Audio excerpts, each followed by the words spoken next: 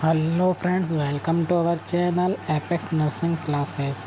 तो फ्रेंड्स, जैसा कि अभी हम कंटिन्यू डाइजेस्टिव सिस्टम पढ़ रहे हैं, जो कि मेडिकल सर्जिकल नर्सिंग का एक इम्पोर्टेंट टॉपिक होता है, एक इम्पोर्टेंट सिस्टम होता है। तो आज हम उसी सीरीज़ में एक और अदर डिजीज़ को देखना चाहते हैं। वो डिजीज़ हमारी आज की होने वाली है peptic ulcer disease. Peptic ulcer बहुत मोस्ट इम्पोर्टेंट टॉपिक है आपके एकेडमिक एग्जामिनेशन में, जो कि आपके मेनली यूनिवर्सिटी एग्जामिनेशन में मेजर क्वेश्चन आता है। काफ़ी अच्छे नंबर के लिए क्वेश्चन आता है। मेनली ये 10 नंबर, 12 नंबर, 16 नंबर में क्वेश्चन देखा जाता है जो आपके एकेडमिक एग्जामिनेशन होते हैं। तो ठीक है फ्रेंड्स, वीडियो स्टार्ट करते हैं बिना टाइम वेस्ट किए।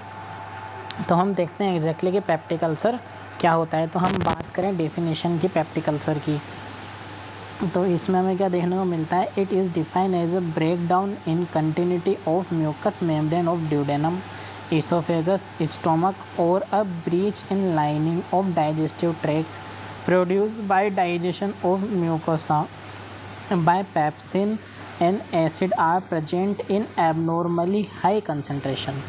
क्लियर फ्रेंड्स, अब हम आपको इसको समझाते हैं कि एग्जैक्टली डेफिनेशन है क्या।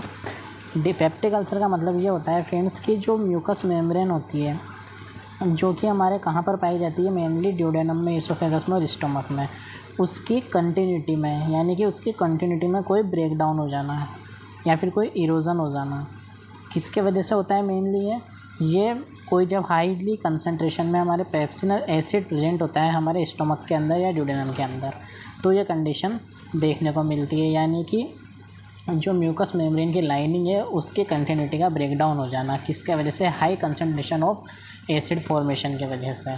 तो इस कंडीशन को हम क्या बोलते हैं, पेप्टिक अल्सर बोलते हैं। कंटिन्यूटी जब डिसकंटिन्यू हो जाती है तो इस वजह से उसकी लाइन अल्सर का फॉर्मेशन हो जाता है। इस कंडीशन को हम बोलते हैं पेप्टिक अल्सर।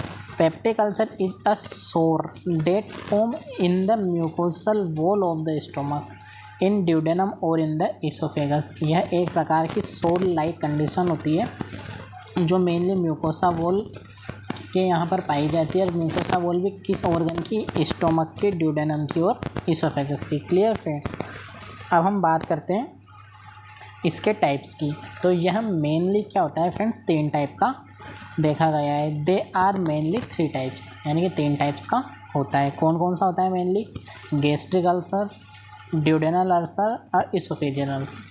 जैसा कि नाम से क्लियर है, गैस्ट्रिक अल्सर, तो गैस्ट्रिक अल्सर किस ऑर्गन में होते हैं, ये मेनली स्टमक में होते हैं। ड्यूडेनल अल्सर ड्यूडेनम वाले पार्ट में होते हैं, इसोफेजियल अल्सर इसोफेगस वाले पार्ट में होते हैं। अब हम बात करें फर्स्ट मेनली गैस्ट्रिक अल्सर की। तो गैस्ट्रिक अल्सर क्या होता है friends, it is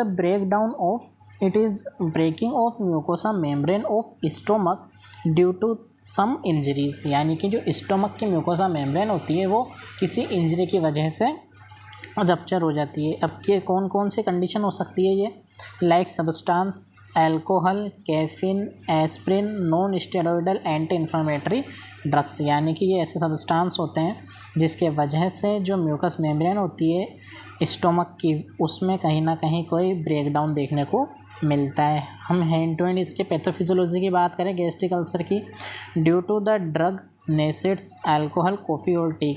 mainly drugs के वजह से, हाई कंजप्शन ऑफ अल्कोहल के वजह से, कैफीन सब्सटेंस के वजह से क्या देखने को मिलता है, excessive secretion of HCl and decrease mucus secretion.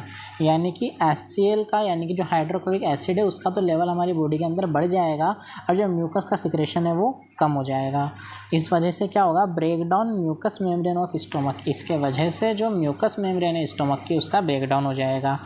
Acid enter into the gastric mucosa, और जो एसिड है वो एसिड कहाँ एंटर कर जाएगा, वो गैस्ट्रिक म्यूकोसा में एंटर कर जाएगा। इस वजह से क्या देखने को मिलेगा, गैस्ट्रिक अल्सर। और अब हम वही बात करें ड्यूडेनल अल्सर की। तो ड्यूडेनल अल्सर क्या होता है friends, they occur in duodenum due to the stimulation of vagus nerve during resting period और फास्टिंग पीरियड। यानी कि फ्रेंड्स इसमें क्या हुआ कि ड्यूडेनल अल्सर कब अकर होते हैं, कि जब हमारी स्टोमक में को सप्लाई करने वाली जो नर्व सप्लाई होती है, वेगस नर्व, जब वो हाइपर स्टिमुलेशन हो जाती है। किस वजह से उसका हाइपर स्टिमुलेशन देखने को मिलता है, जब भी कोई पेशेंट है वो फास्टिंग कंडीशन में रहेगा या फिर जो रेस्टिंग कंडीशन में रहेगा, इस वजह से वेगस नर्व का स्टिमुलेशन देखने को मिलता है। वेगस नर्व काय में हेल्प करती है, जो वेगस नर्व होती है वो पेराइटल सेल की एक्टिविटी को इंक्रीज़ कर देती है। और पेराइटल सेल की एक्टिविटी के इंक्रीज़ होने की वजह से क्या देखने को मिलता है हमें, HCl का सिक्रेशन ज़्यादा। तो हम इसके पैथोफिजियोलॉजी देखते हैं। ड्यू टू फास्टिंग कंडीशन के वजह से स्टिमुलेशन हो जाता है किसका, वेगस नर्व का।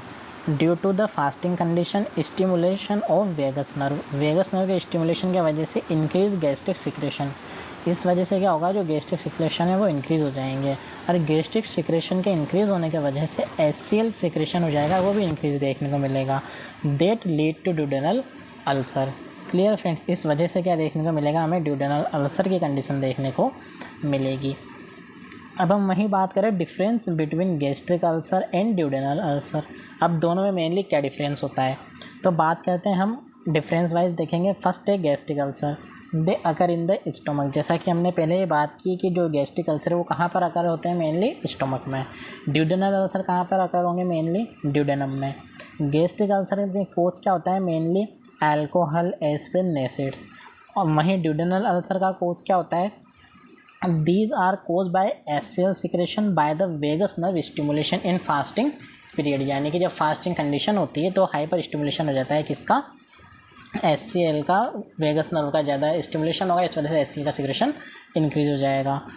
बात करें गैस्ट्रिक अल्सर की, इसका जो पेन देखने को मिलता है हमें, पेन कहाँ पर देखने को मिलता है, पेन देखने को मिलता है लेफ्ट एपिगेस्ट्रिक रीजन। क्लियर। और जो ड्यूडेनल अल्सर होता है उसका राइट एपिगेस्ट्रिक रीजन में हमें पेन देखने को मिलता है। गैस्ट्रिक अल्सर में नोज़िया एक कॉमन कंडीशन है, जबकि ड्यूडेनल अल्सर में ये जो कंडीशन होती है नोज़िया की वो बहुत रेयरली होती है। बात करें गैस्ट्रिक अल्सर की, vomiting with blood occur in this case. यानी कि जो गैस्ट्रिक अल्सर होता है उसमें हेमेटोमेसिस की कंडीशन हमें देखने को मिल सकती है। और वहीं हम बात करें ड्यूडेनल अल्सर की, उसमें स्टूल विद ब्लड, यानी कि इसमें मेलेना की कंडीशन हमें देखने को मिल सकती है। गैस्ट्रिक अल्सर में वेट लॉस होता है और ड्यूडेनल अल्सर में वेट लॉस नहीं होता है। Pain start just after taking the food. जो गैस्ट्रिक अल्सर की कंडीशन होती है उसमें पेन कब अकर होता है, मेनली जैसे ही व्यक्ति खाना खा के निमटता है, यानी कि जैसे फूड लेता है, वो फूड टेक करता है तो उसके जस्ट बाद ही उसको पेन अकर हो जाता है। क्यों, क्योंकि उसमें HCl का सिक्रेशन इंक्रीज हो जाता है। HCl का सिक्रेशन इंक्रीज होगा तो जो जहाँ पे उसकी म्यूकस मेम्ब्रेन का इरोजन हुआ है, जहाँ से म्यूकस मेम्ब्रेन हट गई है, तो वहाँ पे क्या सोर फॉर्मेशन हो गया, अल्सर फॉर्मेशन हो गई, तब उस पर HCl जब कॉन्टैक्ट में आता है तो पेन अकर हो जाता है।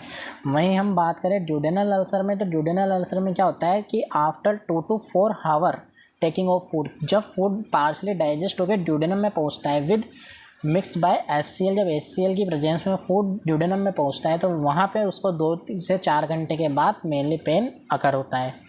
बात करें pain is present while hungry, जब व्यक्ति भूखा होता है तो इसमें पेशेंट को पेन देखने को मिलता है गैस्ट्रिक अल्सर की कंडीशन में। और ड्यूडेनल अल्सर में कंडीशन एब्सेंट होती है, ऐसा नहीं होता है।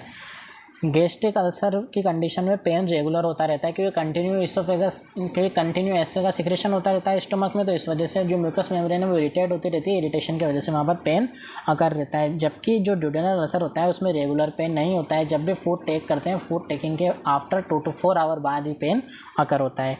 मेलिग्नेंसी इज़ नॉट कॉमन, यानी कि जो गैस्ट्रिक अल्सर है उसमें मेलिग्नेंसी नहीं होती है, यानी कि ये कंडीशन बढ़ती नहीं है। अगर स्टमक में अल्सर फॉर्मेशन हुए हैं तो वो स्टमक में ही रहेंगे, ऐसा नहीं है कि वो आगे बढ़ जाएंगे। और यानी कि मेलिग्नेंसी यानी कि उनका जो फैलाव है वो नहीं होता है। और जो ड्यूडेनल अल्सर है उसमें फैलाव देखने को मिलता है, यानी कि इसमें मेलिग्नेंसी मोस्ट कॉमन पाई जाती है।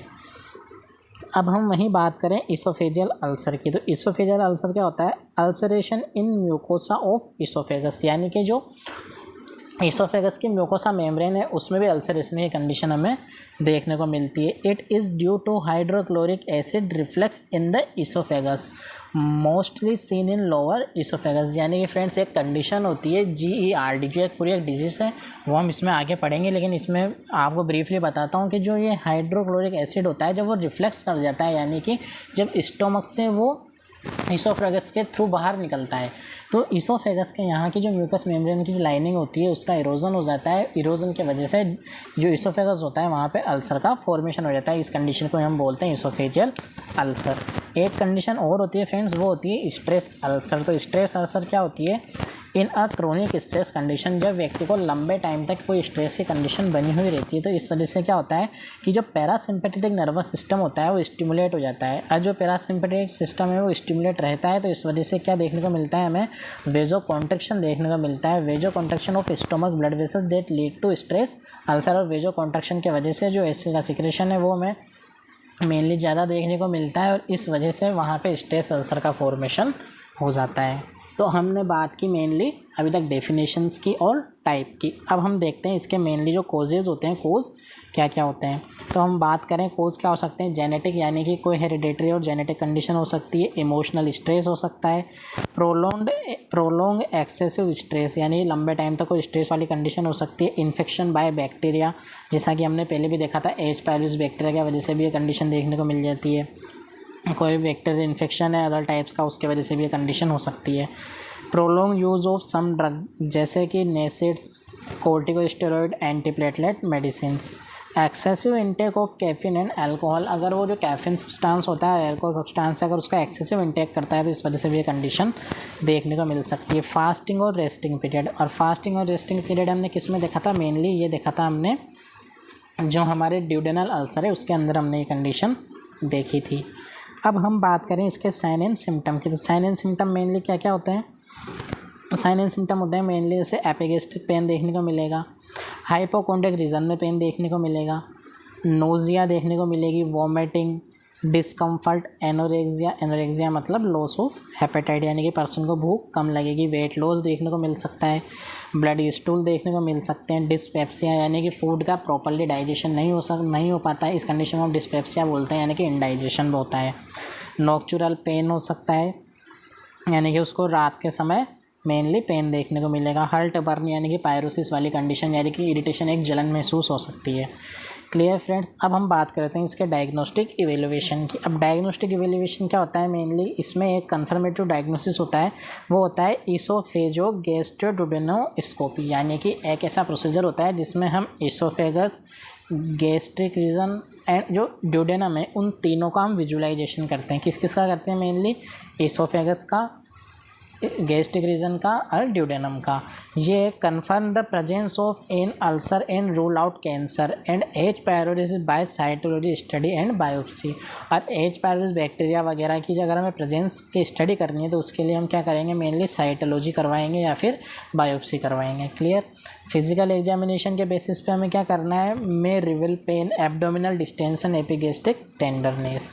फिजिकल एग्जामिनेशन को असेस करेंगे, बेरियम स्टडी करवाएंगे। बेरियम स्टडी में हम क्या बेरियम वो सोलो करवाते हैं, उसके बाद हमें इस कंडीशन में क्या देखने को मिलता है कि जहाँ पे अल्सर फॉर्मेशन हुआ है तो वो डाई वहाँ पे हमें प्रेजेंट हो जाती है।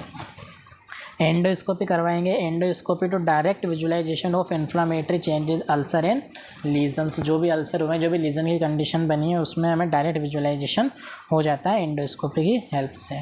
अब हम बात करते हैं इसके कॉम्प्लिकेशंस की। कॉम्प्लिकेशंस क्या क्या देखने को मिल सकते हैं, एक्सेसिव ब्लीडिंग हो सकती है, ऑब्स्ट्रक्शन इन जीआई ट्रैक हो सकता है, एबनॉर्मल डिस्टेंशन देखने को मिल सकता है। बात करें हम इसके मेडिकल मैनेजमेंट की, तो मेडिकल मैनेजमेंट मेनली क्या होता है, एंटी माइक्रोबियल ड्रग्स होती हैं जैसे कि मेट्रोनिडाजोल होती है, H2 ब्लॉकर ड्रग जैसे कि रेनिटिडिन, सिनेटिडिन, नेजाटिडिन। इसका एक्शन क्या होता है कि ये ब्लॉक कर देती हैं H2 रिसेप्टर को, यानी कि अगर H2 रिसेप्टर ब्लॉक हो जाएंगे तो इस कंडीशन में हमें क्या देखने को मिलेगा, that lead to hyper secretion of gastric juice secretion. ये क्या जो हाइपर सिक्रेशन है उसको कम करने का वर्क करेंगे। एंटी एसिड्स दे सकते हैं। एंटी एसिड का फंक्शन क्या होता है, न्यूट्रलाइज कर देते हैं किसके, HCl के सिक्रेशन को। हम बात करें other types of anti acid की जैसे कि aluminium hydroxide, magnesium hydroxide, calcium carbonate, sodium bicarbonate. Next medicine की बात करें, प्रोटॉन पंप इनहिबिटर। ये एंट्री सिक्रेटरी ड्रग होते हैं यानी कि ये सिक्रेशन को कम करने का वर्क करते हैं, जैसे ओमेपेराजोल, लिस्नोपेराजोल, लेबेपेराजोल, ट्रेंटापोलाजोल। यानी कि जो भी मेडिसिन के पीछे जोल आता है वो मेनली क्या होती हैं, प्रोटॉन पंप इनहिबिटर्स होती हैं। अब हम वहीं बात करें सर्जिकल मैनेजमेंट की, तो सर्जिकल मैनेजमेंट में हमें क्या देखने को मिलता है, मेनली इसमें होता है एक वेगोटोमी। वेगोटोमी क्या होता है, cutting of the vagus nerve. जब वेगस नर्व का हाइपर स्टिमुलेशन हो रहा था, हाइपर स्टिमुलेशन की वजह से बॉडी के अंदर सिक्रेशन इंक्रीज़ हो रहे थे। अब अगर सिक्रेशन को अगर हमें कम करना है तो इसके लिए क्या करेंगे, हम जो वेगस नर्व है उसको ही कट कर देंगे। सेकंड वाली सर्दी का मैनेजमेंट होता है हमारे पास गैस्ट्रोजेजुनेस्टोमी। इस कंडीशन को हम एक और नाम से जानते हैं, वो होता है बिलरोथ सेकंड। क्या होता है फ्रेंड्स? बिलरोथ सेकंड। इसमें क्या करना होता है हमें? गैस्ट्रोजेजुनेस्टोमी, यानी कि remove the antrum part of the stomach. जो स्टमक का एंट्रम पार्ट होता है उसको रिमूव करते हैं और ज्वाइन किससे कर देते हैं? रिमेनिंग पोर्शन को जेजुनम से। Clear friends? जो स्टमक का एंट्रम वाला पार्ट होता है वहाँ से स्टमक को कट करते हैं और जो रिमेनिंग पोर्शन होता है स्टमक का उसको कनेक्ट कर देते हैं हम जेजुनम से। इस कंडीशन को हम बोलते हैं गैस्ट्रोजेजुनेस्टोमी बिलरोथ सेकंड। हम बात करें नेक्स्ट गैस्ट्रोड्यूडेनोस्टोमी। अब जो गैस्ट्रोड्यूडेनोस्टोमी होता है इसको एक और नाम से जानते हैं, उसका नाम होता है बिलरोथ फर्स्ट। क्या होता है फ्रेंड्स? बिलरोथ फर्स्ट। इसमें क्या करते हैं हम? Remover of lower portion of stomach and join with the remaining part of the duodenum. इसमें भी हम स्टमक के लोअर पोर्शन को कट करते हैं और कहाँ पर कनेक्ट कर देते हैं इसको? जो रिमेनिंग पोर्शन होता है कहाँ पर? ड्यूडेनम के यहाँ पे हम इसको कनेक्ट कर देते हैं। हम बात करें टोटल गैस्ट्रेक्टोमी, एक होता है नेक्स्ट सब टोटल गैस्ट्रेक्टोमी। सब टोटल गैस्ट्रेक्टोमी में हम क्या करते हैं? Remove the portion which is more affected by the ulcer in the stomach. हम इसमें उस पोर्शन को रिमूव करते हैं जो मेनली मोस्टली अफेक्टेड हो चुका है। काय का पोर्शन? स्टमक का पोर्शन। तो इसमें हम कुछ पार्शियल पार्ट रिमूव करते हैं स्टमक का। और एक होता है टोटल गैस्ट्रेक्टोमी, यानी कि इसमें टोटली रिमूव कर देते हैं हम स्टमक को हमारी बॉडी से। Clear friends? ये हुआ है हमारा सर्जिकल मैनेजमेंट। हम बात करें डाइटरी मैनेजमेंट की। डाइटरी मैनेजमेंट में क्या करना होता है हमें? अवॉइड स्पाइसी फूड, यानी कि जो भी ज़्यादा स्पाइसी वाला जो फूड होता है हम उसको अवॉइड करेंगे। Avoid oily food, little and frequent food. यूँ नहीं कि उसको हम सडनली बहुत ज़्यादा खाना खिला देंगे, ऐसा नहीं करना है हमें। उसको लिटिल यानी कि कम कम और फ्रिक्वेंटली, यानी कि बार बार हमें उसको भोजन कराना है और कम अमाउंट में कराना है। Encourage for plenty of fluid, यानी कि हम उसको ज़्यादा से ज़्यादा हमें उसको फ्लूइड प्रोवाइड करने हैं। Avoid alcohol, excessive intake of T and coffee. Clear friends? हमें उसमें अवॉइड करवाना है एल्कोहल को, और जो कैफीन सब्सटेंस होते हैं हमें उसको अवॉइड करवाना है। बात करें हम नर्सिंग मैनेजमेंट की। नर्सिंग मैनेजमेंट क्या होता है?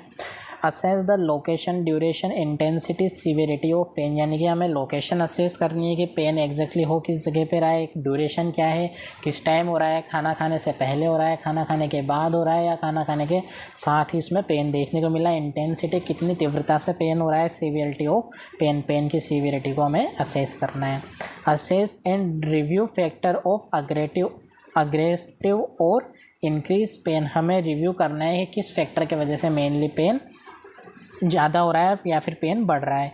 Instruct the patient not to take gastric irritation food, example caffeine product, alcohol, hot and spicy food, यानी कि हमें मतलब जितने भी जो भी ऐसे फूड होते हैं जिसके वजह से गैस्ट्रिक मेम्ब्रेन, जो गैस्ट्रिक म्यूकोसा होती है वो इरिटेट होती है, उन सबको अवॉइड करना है। Instruct the patient to comfort position as needed to reduce abdominal tension and promote sense of control, example knee flex, यानी कि हमें उसको एक कंफर्टेबल पोजीशन प्रोवाइड करनी है जिस वजह से उसको कंफर्ट पोजीशन फील हो, उसको कंफर्टेबल हो, ताकि उसके पेन में रिलीव हो सके। Instruct to patient gastric irritant which cause abdominal cramping and flatulence, हमें ऐसे जो सब्सटेंस है, ऐसे जो कंटेन होते हैं, फूड कंटेन है जिसके वजह से पेशेंट को एब्डोमिनल क्रैम्पिंग हो सकती है, यानी कि पेट में दर्द हो सकता है, उन चीज़ों को हमें अवॉइड करवाना है। जैसे कि मिल्क प्रोडक्ट हुआ, फूड, फिश फाइबर, अल्कोहल हुआ, कैफीन प्रोडक्ट हुए, चॉकलेट्स हुए, इन सबको हमें अवॉइड करवाना है। Provide a well balance diet to patient को हमें प्रॉपर बैलेंस डाइट प्रोवाइड करनी है। Nurse should recommended patient to increase use of yogurt, buttermilk and acidophilus preparation, यानी कि हमें ऐसे फूड देने हैं जो एसिडोफिलस सब्सटेंस होते हैं। तो इसके वजह से क्या होगा? Prevent gas and decrease order formation, इस वजह से जो गैसेस फॉर्मेशन हो रहा है वो कम हो गया, जो ऑडर सब्सटेंस बन रहे हैं, यानी कि जो बेड ऑडर बन रही है वो बेड ऑडर भी डिक्रीज़ देखने को मिलेगी। हम बात करें नेक्स्ट नर्सिंग डायग्नोसिस की। नर्सिंग डायग्नोसिस क्या क्या देखने को मिलेंगे इसमें? Risk for deficient fluid volume related to haemorrhage and bleeding via vomit and stool, यानी कि पेशेंट के अंदर हमें फ्लूइड वॉल्यूम डेफिशिएंट देखने को मिलेगा। किस वजह से देखने को मिलेगा? मेनली जो ब्लीडिंग वाली कंडीशन है, वॉमिटिंग की कंडीशन है, और जो स्टूल फॉर्मेशन हो रहे हैं, इस वजह से हमें फ्लूइड वॉल्यूम डेफिशिएंट देखने को मिलेगा। तो हम फ्लूइड वॉल्यूम डेफिशिएशन के रिगार्डिंग इंटरवेंशन करेंगे और प्रॉपर फूड प्रोवाइड करेंगे according to doctor prescription. Pain related to ulceration in the continuity of gastric mucosa, यानी कि जब व्यक्ति को पेन अकर हो रहा है क्योंकि उसकी जो गैस्ट्रिक म्यूकोसा की कंटिन्यूटी है उसमें ब्रेकडाउन हुआ है, तो हम इसके रिगार्डिंग इंटरवेंशन करेंगे, एनाल्जेसिक मेडिसिन देंगे, कंफर्ट पोजीशन प्रोवाइड करेंगे। पेशेंट को हम ऐसे सब्सटेंस देंगे कि जिसके वजह से उसके जो गैस्ट्रिक इरिटेशन है उससे वो प्रिवेंट कर सके और उसके पेन में रिलीफ हो सके। Imbalance nutrition less than body requirement related to change in digestive process and altered absorption of nutrient, हम इस चीज़ के रिगार्डिंग भी इंटरवेंशन करेंगे क्योंकि उस पेशेंट के अंदर प्रॉपरली फूड का डाइजेशन नहीं हो पा रहा है, प्रॉपरली जितना न्यूट्रिएंट वैल्यू बॉडी को मिलनी चाहिए उतनी नहीं मिल पा रही है, तो इसके रिगार्डिंग भी हम पेशेंट को जो भी फूड है उसके जो बैलेंस डाइट प्रोवाइड करेंगे ताकि उसका जो है एब्जॉर्प्शन प्रॉपर हो सके और वो पेन से इरिटेशन से प्रिवेंट कर सके। Deficient knowledge related to disease prognosis treatment self care and discharge need, patient को हम प्रॉपरली अमाउंट में नॉलेज प्रोवाइड करेंगे, प्रॉपर नॉलेज देंगे किसके रिगार्डिंग, प्रोग्नोसिस के रिगार्डिंग, ट्रीटमेंट के regarding and after the discharge need, जब उसका डिस्चार्ज जाएगा तो उसके बाद उसको कौन कौन सी सावधानियाँ रखनी है, क्या क्या उसको प्रिकॉशंस रखने हैं, इन सब बातों को हम उसको प्रॉपर नॉलेज प्रोवाइड करेंगे। Anxiety related to change in health status and disease process, anxiety related to change in health status and disease process, जब व्यक्ति को एंजाइटी रहेगी से कैसे